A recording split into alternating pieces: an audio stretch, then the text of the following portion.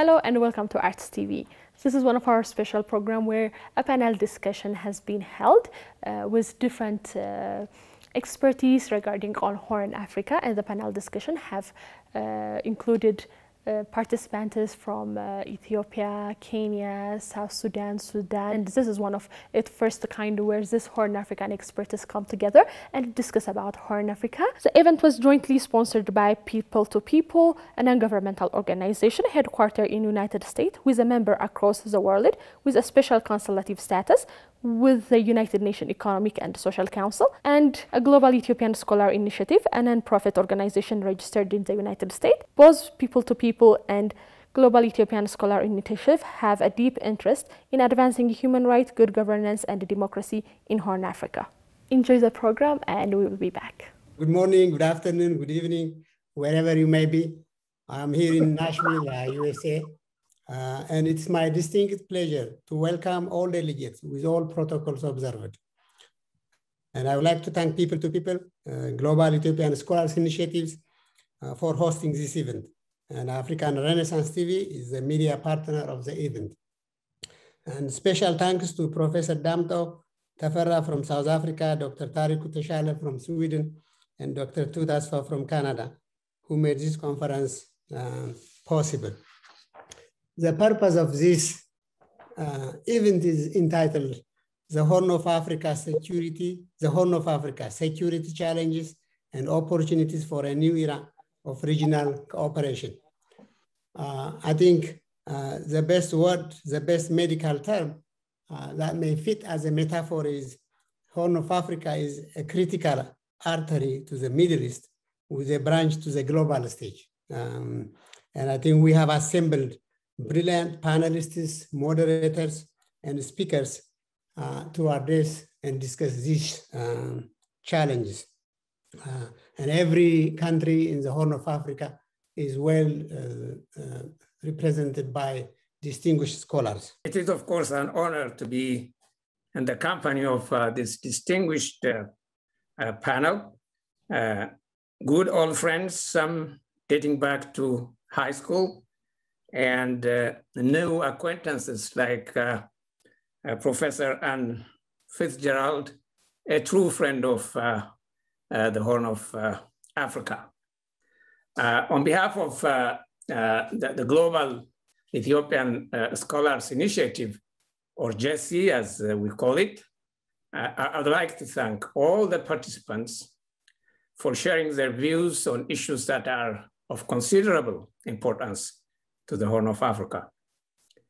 GESI is a nascent association of Ethiopian scholars in the diaspora, established with the purpose of addressing emerging issues like the ones we touched on today of national and regional interest, and formulating recommendations for viable solutions. Today, more than ever before, the Horn of Africa in general and Ethiopia in particular are at a crossroads. This is a region that has been a flashpoint for confrontation among major powers since time immemorial. Presently, the region has again become a focus of interest due to the interplay of many recent developments, including the emergence of new powers such as China, the constant threat of Islamic fundamentalism, such as Al-Shabaab from Somalia and other groups from Yemen, the aggressive postures of countries such as Egypt for resource domination, and the brazen assertiveness of ethno-nationalist and terrorist groups such as the Tigray People's Liberation Front, TPLF, and the Oromuma violent fanatics in countries like Ethiopia.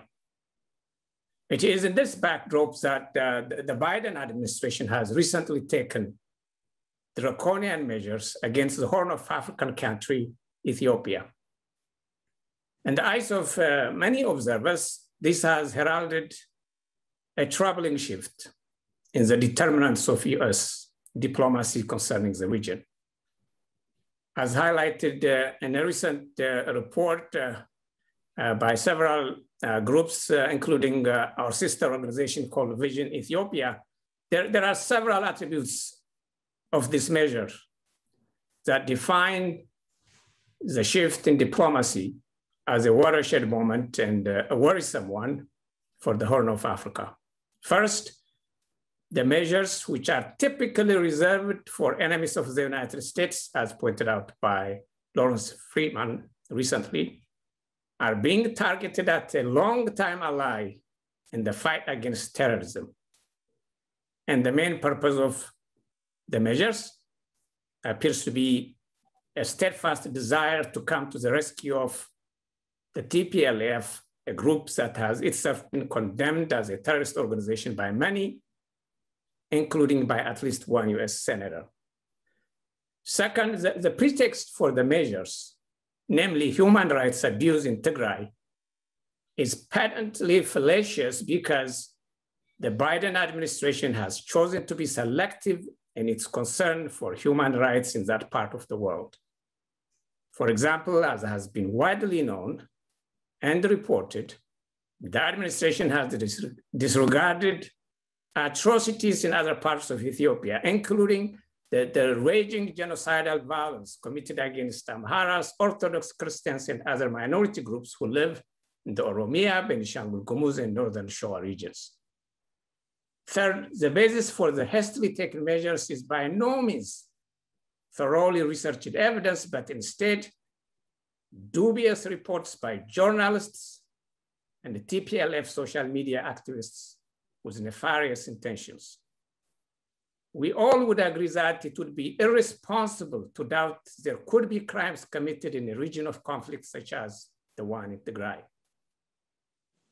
At the same time, it is also perfectly appropriate that such crimes be investigated legally and journalistically. However, the manner of reporting by most of these correspondents, the egregiousness of the perpetrated crimes, and the lack of balance in the context of the reports are too dramatic to be considered as a basis for the formulation of the foreign policy of a superpower. One notable example that summarizes the disinformation campaign by the TPLF is the brazen remark by a certain Martin Plaut, a proponent of TPLF, who was caught on camera advocating the need to manufacture the news for such news outlets as the BBC, VOA, and CNN. A related CNN report by the Sudanese journalist Nima Elbiger, which graphically describes the use of foreign objects in women's private parts as a means of torture, is so eerily similar to a report that documented sexual violence under TPLF Tigray, compiled by Dimtsi Wayane, a TPLF mouthpiece in 2019, years before the current crisis. No respectable news outlet should have carried it, or no neutral government agency should have relied on it as evidence of human rights violations without appropriately vetting and scrutinizing the context. The fourth major dimension of the recent announcement by the US State Department is the impact of embezzled money in shaping foreign affairs. Currently, the TPLF is deploying billions of dollars it had siphoned off while in power to rally behind its cause members of Congress and other policymakers. For example, as acknowledged by CNN in one of its articles published on May 21, 2021, in addition to its own reports, a pro-TPLF lobbying firm, Von Baden Montag York, was responsible in influencing US senators to support Senate Resolution 97.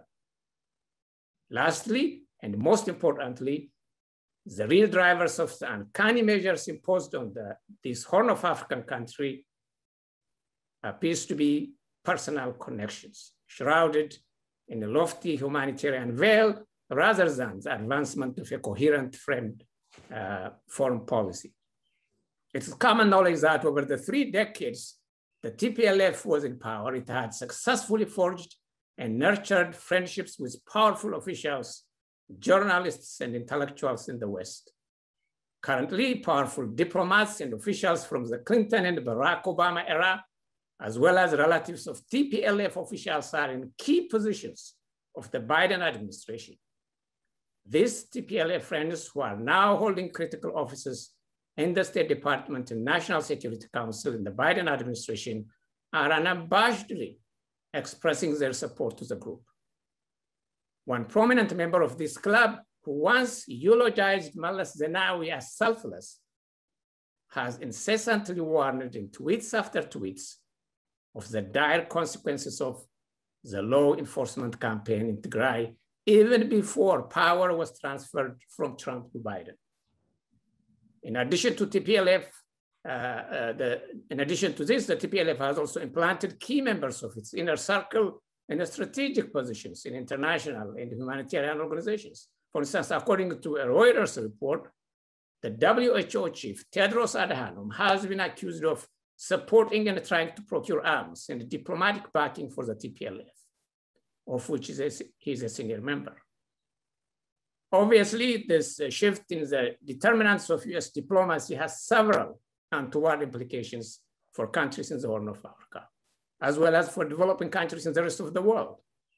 Firstly, by implicitly condoning the treasonous crimes of the TPLF, which attacked the Northern Command of the Ethiopian National Defense Forces on the fateful night of November 3rd, 2020, the US is sending a dangerous signal to other terrorist groups that are poised to disrupt national and regional peace and stability. For instance, for starters, the Oromuma extremists, which are already committing gruesome crimes against Amharas and other ethnic minorities, are likely to take cue from their partners in crime, the TPLF, and takes their ethnic cleansing program well beyond Ethiopia's borders, including into neighboring Kenya.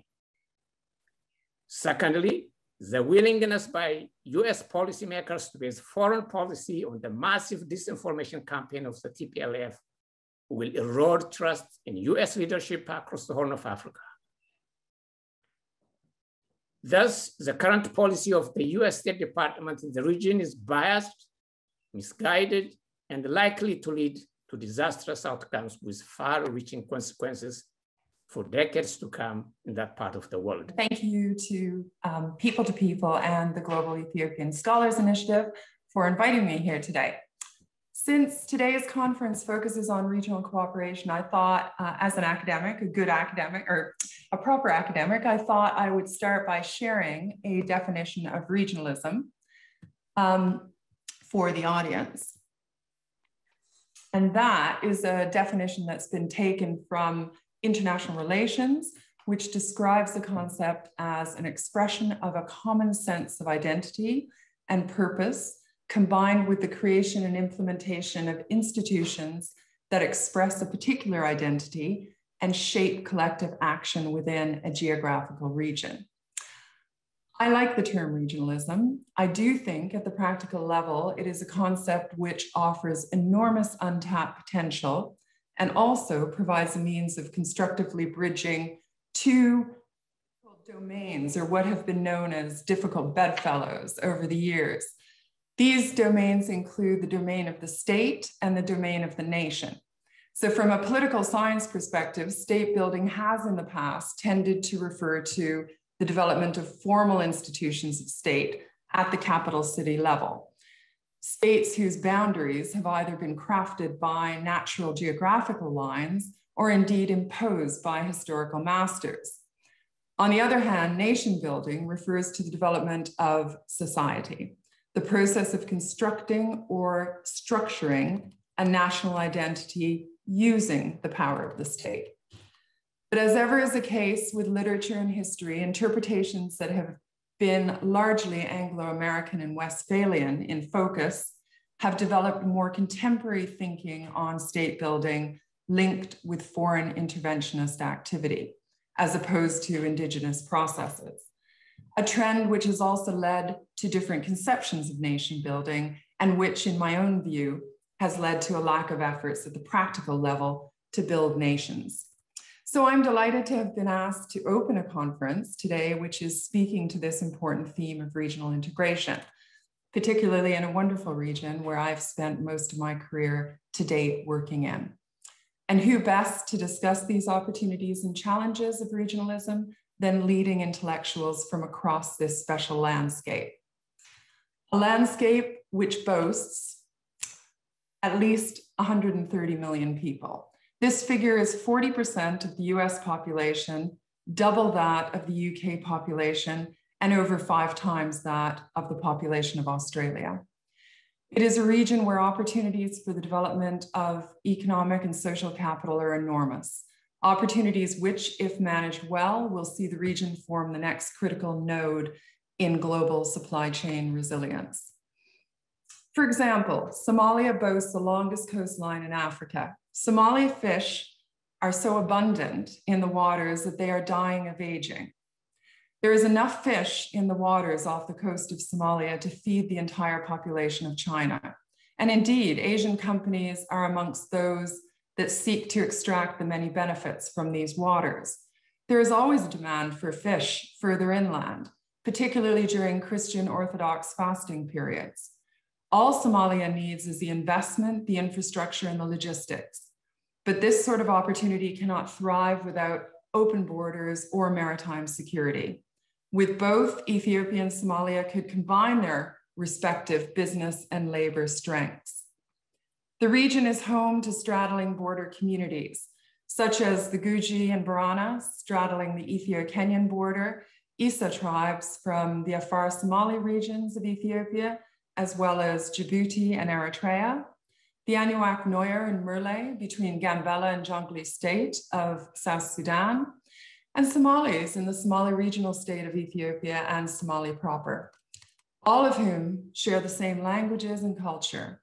Developing resources to grow and support these communities is important and critical to avoid clashes and conflict in the future, which will only continue if structural inequalities across borders sustain. Sudan shares many similar tribal and ethnic backgrounds with bordering South Sudan and Ethiopia.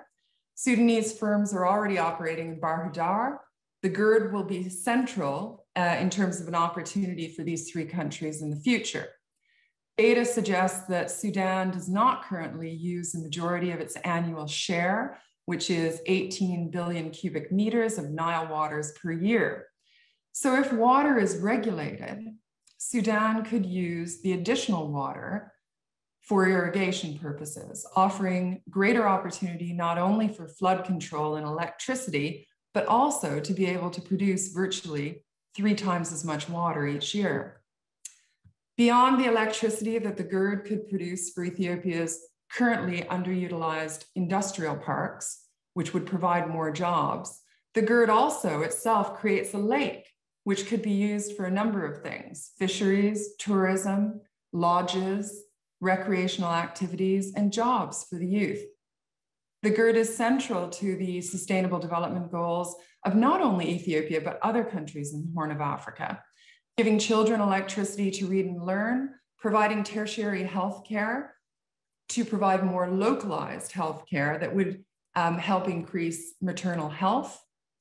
Indeed, it would also empower women who would no longer be required to travel long distances to carry wood for cooking and light, and who could avoid sexual harassment along their daily journeys. Indeed, with the capacity that this development would free up, women could start their own small businesses and become empowered.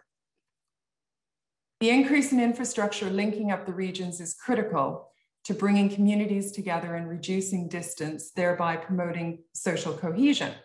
The new road from Adama to Djibouti means that it will only take 1 hour to reach the Afar region. Even this single infrastructural development has the potential to really transform the Afar region. Both the Somali and Afar regions are relatively flat, and with irrigation provided from the Awash River, we could anticipate a wheat production boom in Afar. The hot climate and the virtually untouched soil offers fertile ground for growth of organic produce. These products could benefit Eritrea and the Tigray region of Ethiopia, and even support exports by way of ports in Assab and Berbera. If these groups are given the wherewithal to export their products and their livestock, which usually goes out of the country at very low black market prices, their lives would be transformed based on the high demand for livestock in the Middle East. And this impacts on tribes that span from 4 different countries. Moving out a bit wider, Kenya has been a leader in information technology, digitalization, and pioneers in the world of digital banking, and could help the entire region not only develop capacity for this, but also a suitable framework for accountability and governance of the digital space to ensure socially responsible developments in this area. Djibouti is a small nation with an incredible geostrategic position that will help make it thrive given the opportunity. Ethiopia has invested in Kenya and Djibouti's ports, and with the Lamu project, the highway between Adama and Djibouti, and the Tajura ports. This is just the tip of the iceberg, and a plethora of further opportunity awaits. And as the population grows, so will the economy. Links with the port of Assab should not worry Djibouti, as the economy will need to cater for a larger population. And synergies between Assab, Berbera, and Lamu will be critical and will help keep the costs down of production and consumption to ensure that we are not spending a lot in transporting the goods. But opportunities do not stem just from economic investment alone. Social goods must also be seen as national instruments of power. Social capital developed through education and shared educational experiences across the region. I was fortunate to lead a postgraduate program which was delivered in Ethiopia, but which catered for mid to senior government officials from across the security sector from all countries in the region. And I'm still amazed at the way these regional networks brought together in the classroom and through different cohorts of students have stayed together and which work together productively for the region. And this has come from a shared regional approach to education. The use of sport, music, and culture can also pay huge dividends. The opportunity to play and train footballers has proven to be an important tool of peacekeeping or peace building in the Balkans and in Northern Ireland. Similarly, the sport of cricket has proven its utility in bridging Pakistan and India communities in the Kashmir. Khartoum's inner city football green space concept, and I've always looked at it in admiration, even at 2 or 3 o'clock in the morning, you can still see them playing in these spaces, would do really well across cities like Addis Ababa, Juba, and Mogadishu. Ethiopia's concept of cultural restaurants draws crowds, a concept which could help boost tourism in other parts of the region. And music, well, music is great and always brings out the best in people. My point here is that instruments of hard power should be supported by instruments of soft power. And it is these soft power instruments that thread the fabric of nation building. Very pleased to join this group today. One qualifier before I begin, I do not speak for the US government. I have been out of government for 21 years now, although some people seem to think that I still do speak for the government.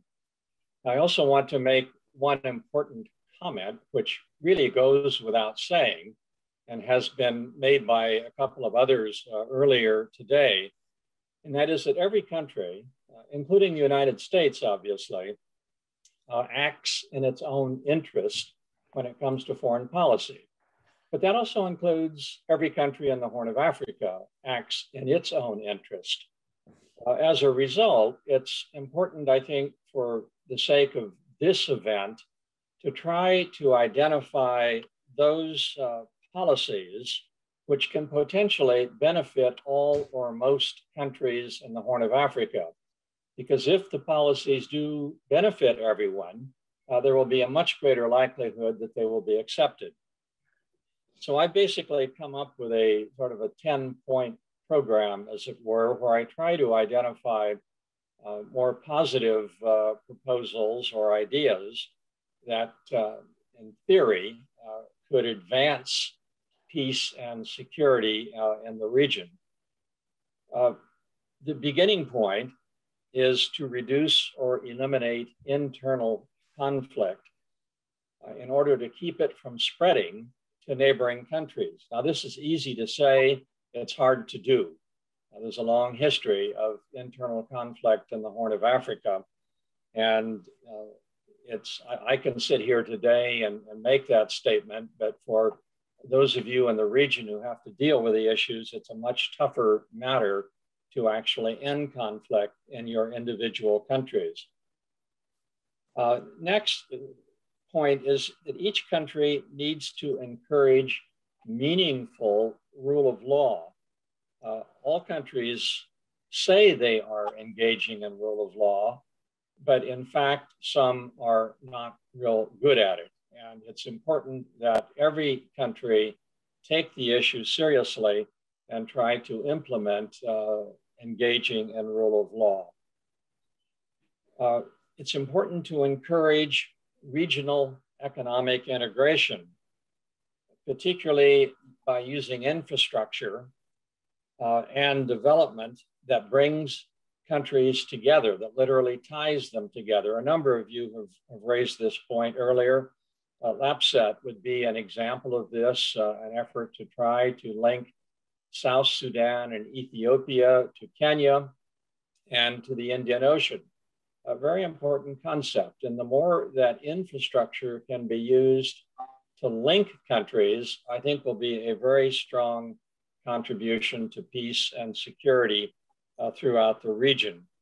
Related to that is the need to encourage regional trade, which has also been discussed today, and equally important, foreign direct investment, about which I have heard very little, not only in the Horn of Africa, but in the Gulf states, because the Gulf states have been very important contributors to foreign direct investment in the Horn of Africa. That's one of the positive things that Gulf states have done in the Horn. I would argue that on the political side, they have sometimes made negative contributions.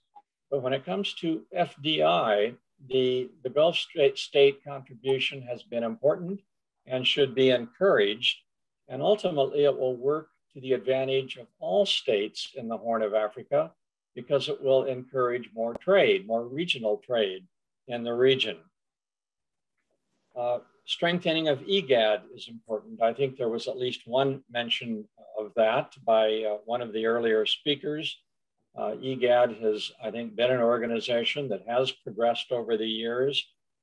It still, in my view, has some distance to go yet before it can reach its real potential strength, but it is the regional organization that links most of the countries together, and anything that can be done in terms of supporting it would be useful. And I would argue that a number of countries outside the region, European and North American, have been instrumental in helping to support IGAD. It's important to take steps to reduce the supply of arms that are not under government control throughout the region. This is another one that's easy to say, hard to do. How do you reduce the flow and the existence of arms in the Horn of Africa? The region is awash in arms, and they're contributing to all kinds of problems. And there have been occasions when some countries have contributed to the problem by providing arms to their favorite rebel group in a neighboring country. That has to be brought to an end. We have a group of eminent experts who will be sharing their expertise. And there are generally 4 thematic areas that they've been asked to comment on. And one is to shed some light from their respective countries about the key issues which characterize the current situation and what are the progresses and setbacks that we might expect to see in the short to medium term. And the second issue is to discuss the opportunities for regional cooperation. This is all about regionalism. So who are the external actors? Why are they there? And things like that. And then the last one is the key challenges to regional cooperation. And how do we overcome these challenges? I think all of our countries face similar challenges. So this would be a good opportunity. In my view, just take 1 minute, the region, the whole region is shaped by 2 key developments recently. One is the recent political, economic, and security development and the profound political transition taking place, particularly in the two largest countries in the region, Ethiopia and Sudan. And this has had a spillover effect into the rest of the region, even though the outcome in both countries still remains tenuous. The direction of travel is unmistakable, and it continues to shape what's happening in the region. And the second is the engagement, or the unparalleled engagement of international partners, both international and regional, particularly from across the Red Sea, the Middle East. Initially, this interest focused on acquiring both commercial and military access to the Horn of Africa region, but this has since expanded to project power from across the Red Sea into the Horn of Africa region. And it continues to shape what happens in the Horn. Of course, bearing in mind that the international community is particularly concerned about the waterway that connects Asia to Europe through the Red Sea and the chokehold at Bab el-Mandab passage point. So these are all dynamics that continue to shape what happens in the region. So with this as a backdrop, I want to call on, I think I'll be calling on 5 different speakers, and I suggest to take about 5 to 7 minutes, and Professor Damto is here to keep everyone on track, so we leave some time for discussion at the end. So first, let me call on Dr. Abraham Cole of South Sudan to do his brief presentation, and bear in mind that there will be time to come back during the Q&A. So Dr. Abraham, over to you, my brother. Let me take this opportunity to appreciate the organizers of this conference and the forum. My presentation will be based on the 3 areas as we have already talked about. To begin with, South Sudan is a country that people call a new country, but I say that even if South Sudan is a new country, but the people from South Sudan are not new. There have been people that had been there, that had been taking part in some of the issues that are happening in the region, and also in mostly in the whole world. And as a result of this, we had some of the very big challenges that South Sudan currently, because it has intra-conflict, it is focusing on most of the internal issues rather than the regional issues that are happening within the region.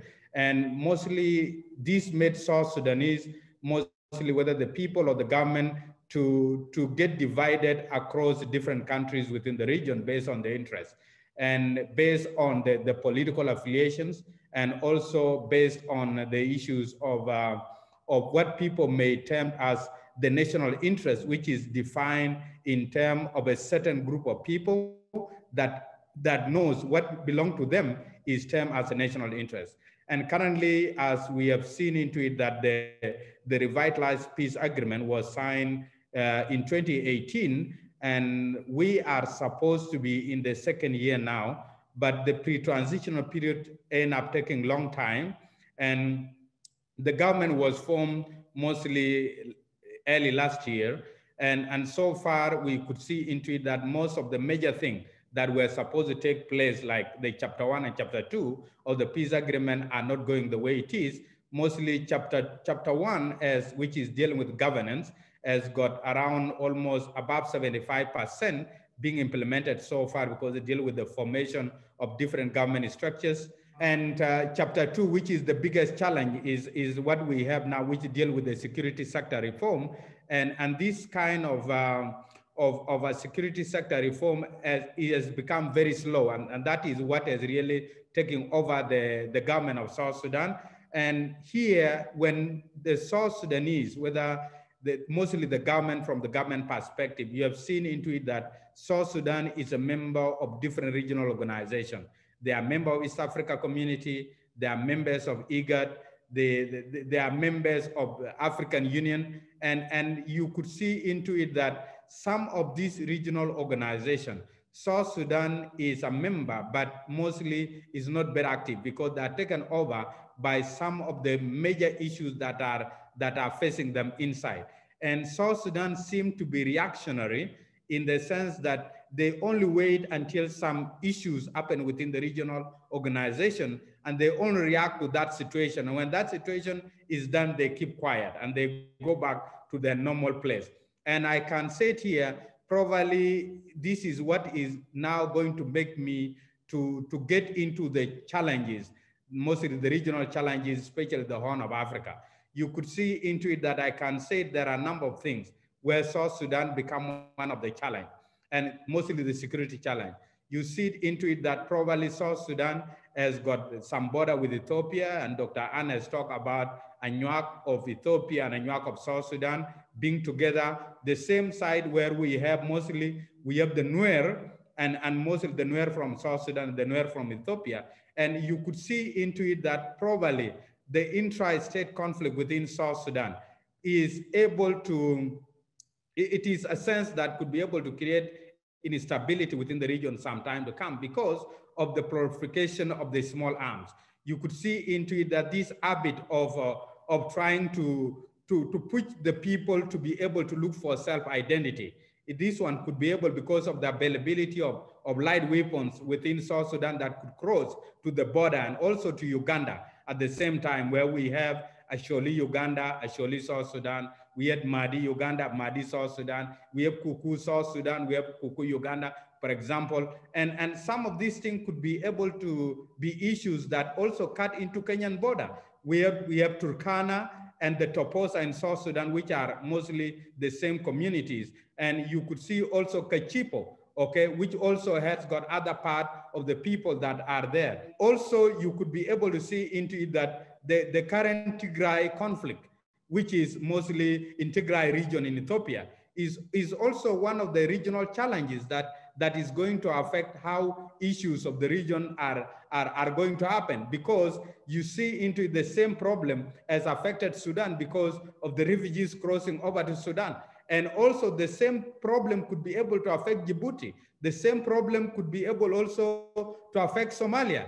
And as a result of this, you could be able to see this kind of upcoming intra-state conflict are the major threat to the regional security within the Horn of Africa. Next speaker will be General Mubarak Abd Allah. Thank you very much. Thank you, Doctor. We had a very successful experience with our Western neighbor, Chad.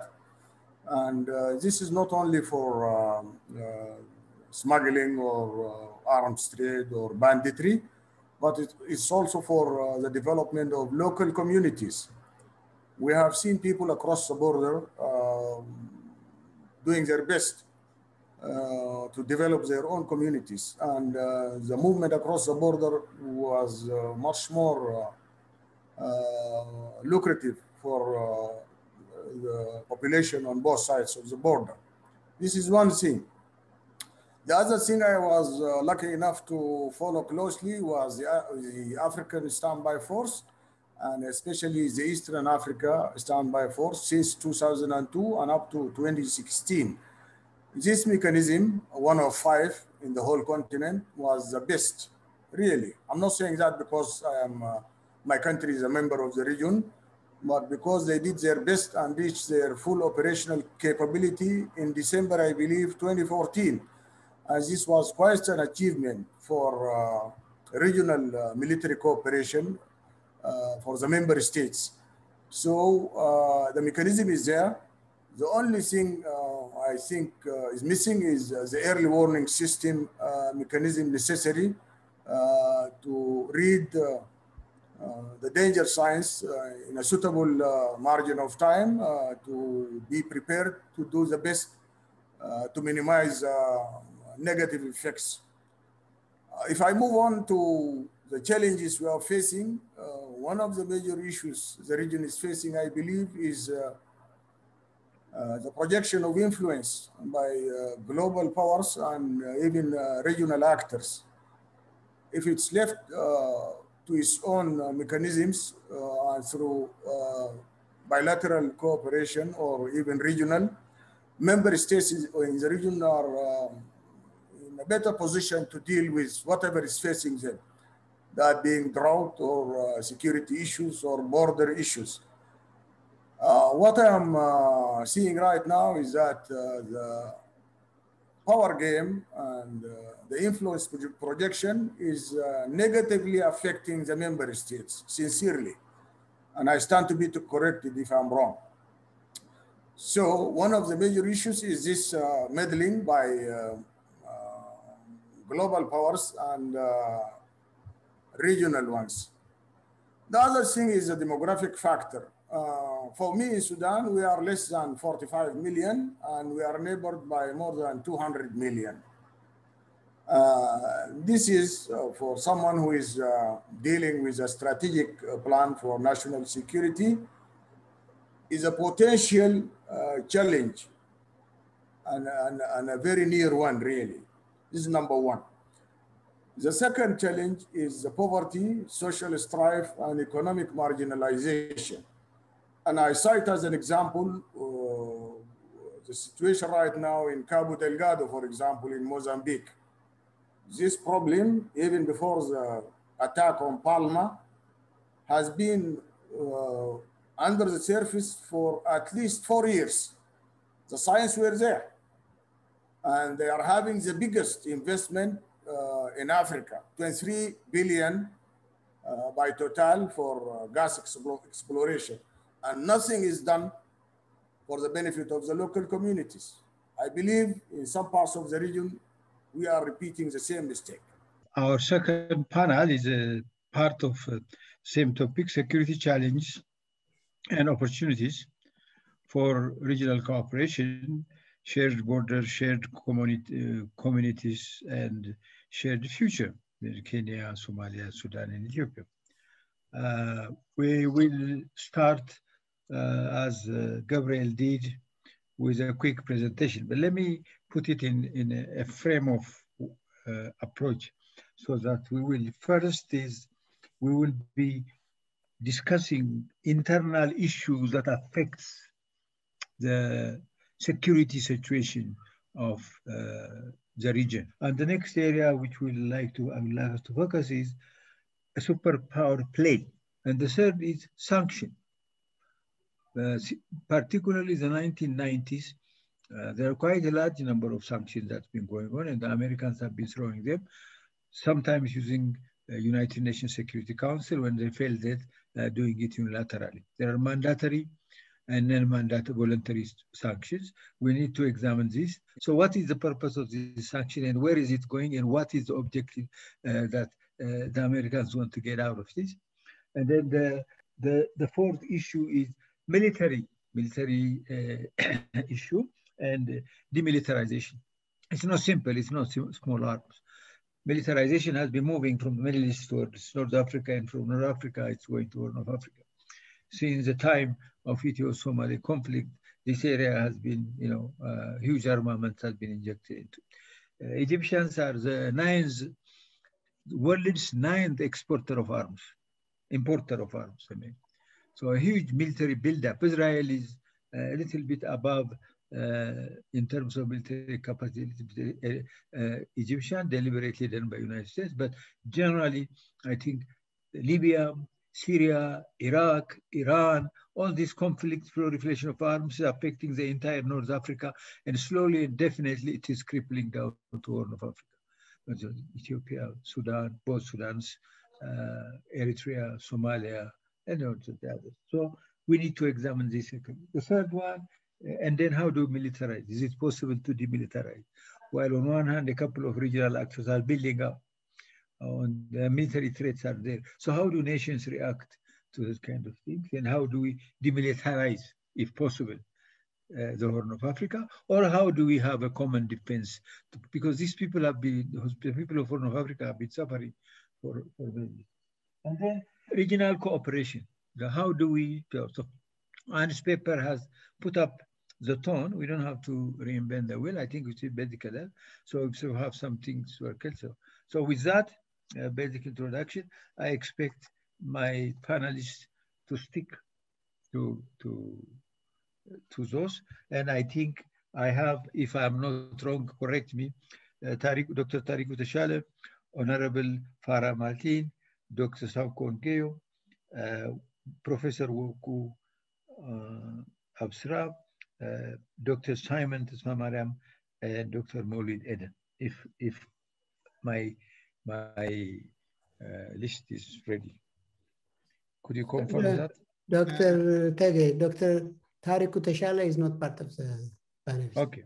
So with that, then I go to Honorable Farah Malim to start his piece. And welcome, sir. Thank you very much, Professor. When we want to look into the challenges of insecurity in our area, in the Horn of Africa, let us look inwards and see the ills that are with us. And then let's see if it's possible the entry of external forces, the first country, the first world or the second world will bring us any solutions. No, they are the cause of the problems from the word go. We don't manufacture arms. The arms that were used to fight one another by these groups were manufactured outside. The ideological persuasions, capitalism, we had our own African socialism. We were neither capitalist, nor socialist or communist. These were all ideologies that were imported from outside. So every time I see somebody say, we might as well have the Americans helping us to go through, Americans will never help you. The Europeans will never help you. The Chinese are coming for their own interest, the Easterners. The Arabs just across the boundary, the Red Sea, or rather the Gulf states, have their own interests. And sometimes their own interest does not rhyme with your interest.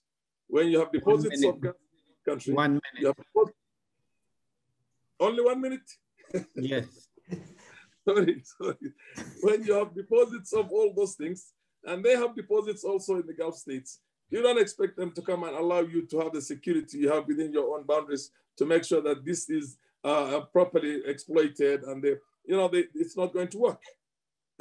So what happens in most cases when groups feel excluded and they happen to be from an ethnic community or from a religious persuasion, it's easy then to label them as terrorists. So what I'm trying to say myself in the nutshell, let's look inwards and see what are the African problems that we have. What are the problems we inherited from the colonials or all those other first power, second power, these people who interfered in our own countries? And then what are the solutions that we can create? How can we integrate our societies? And how then do we move forward? One, to secure the security. The presence of American forces in the Horn of Africa is not going to secure security, no. They are not there for your security. They are not in Libya for the security of Libyans, not in Syria for the security of Syrians, not in Baghdad for the security of Iraqis. No, they are there for their own interests, and the interest does not rhyme well with your own security and your state formation, or rather, your state becoming a solid government which has got a control over the imports of its own mineral resources. They want to lay their hands on your own resources and keep you like in Congo.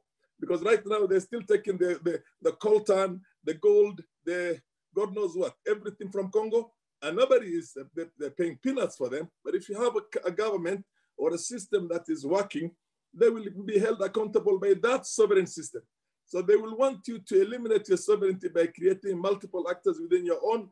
And this is a pure, simple business thing. And I think one way or the other, as much as we want to have our own intellectual persuasions, we want to say, talk nice and everything else, and talk the language that is good in Brookings, in Washington, in London, and the rest of it.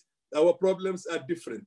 Our problems need our own indigenous ways to deal with it. And we're the best qualified to resolve our problems. Insecurity, economic takeoff, we have to wean ourselves from dependency on any aid. You don't need aid in our region here. Look at Tanzania. Magufuli came in, stayed for 5.5 years, built 6 ports, built 7 airports, raised what we call the GDP of the country, the standard of living of everybody, and he did not ask for any money. And right now, the GDP against the debt of Tanzania is 40%. Mine in Kenya is about 100%. So it's, and the Chinese come as one of the former panelists said, predatory financial issues they come up with here, they will take your country over in future. They don't care about you. They don't care how your people live. They're just going to take it over like they did with Zambia. And they're doing with many other African countries. So that is not a solution either. Your people will still remain poor, divided, fighting for the little crumbs, and insecurity is going to become a permanent feature there. So I think The regional integration of the three, Horn of Africa states of Somalia, Eritrea, and Ethiopia is a very powerful beginning. And I think we have the capacity. The region has the capacity. Kenya can fall in, Sudan can come in, Southern Sudan can come in, and we can have the biggest trading bloc, one of the biggest trading blocks or the biggest economic blocks in the region. The resources are immeasurable. I'm sorry I'm taking too long, but this is the reality of the matter. We need homegrown solutions to insecurity, to economic issues, to dependency on aid, to the conflicts that we have within our own borders. We have to begin thinking seriously to see how we can solve our own problems. Professor Welko? Thank you very much. So the first issue that we're asked to look at was the key issue facing Ethiopia. The issue facing Ethiopia is the issue of transitioning from authoritarian rule to democracy. So what makes the issue more serious in the case of Ethiopia is the fact that Ethiopia is a low-income country, a developing country with a low level of income, and that complicates the problem. At the same time, when you look at the previous regime, it depended heavily on repression as well as using ethnic politics. So that again complicates the transition to democracy. And therefore, what it says that systemic problems that act as a hindrance from taking certain measures that will move Ethiopia towards a democratic form of government. So when you talk about democracy, definitely the paramount aspect of a democratic system is the protection of rights, including minority rights, as well as individual rights. When you look at the current constitution in Ethiopia, it does not protect minority rights, and minorities have been mistreated. In some cases, ethnic cleansing has taken place. Therefore, if Ethiopia is going to move on its trajectory towards democracy, it will have to revisit the constitution. At the same time, Ethiopia has implemented ethnic federalism for the last 27 years. Here again, ethnic federalism is unsustainable in the long run. It leads to conflict. Minorities are not protected. And here again, Ethiopia will have to revisit ethnic federalism. Whether the current government will be able to succeed in changing the constitution or changing the administrative structure of the country will depend on the balance of forces. Even within the Prosperity Party, there are certain individuals who don't think that there is any problem whatsoever with the constitution. They think it is fine. They think the problem is with implementation. But obviously, as I said, there are serious problems with the constitution. Again, when you look at federalism, there are some people within the Prosperity Party who would argue that there is inherently nothing wrong with ethnic federalism. What's wrong with the manner it has been applied? I disagree. So this debate is going to take place. Perhaps after the election, there could be something that will come out of the election in the direction of introducing democratic reform or the consolidation of democratization. Regarding opportunities for cooperation, in my opinion, there are three main points that we have to pay attention to that will promote cooperation. First, the benefits from public good. Well, you may say, what do you mean by public good? By public good, I mean a service provided by one government that benefits the citizens of other governments, other countries. For example, if let's say the Ethiopian government introduces certain measures to control the floods of Wabi Shabelle River, that not only benefits the people in Ethiopia, it will also benefit the people in Somalia.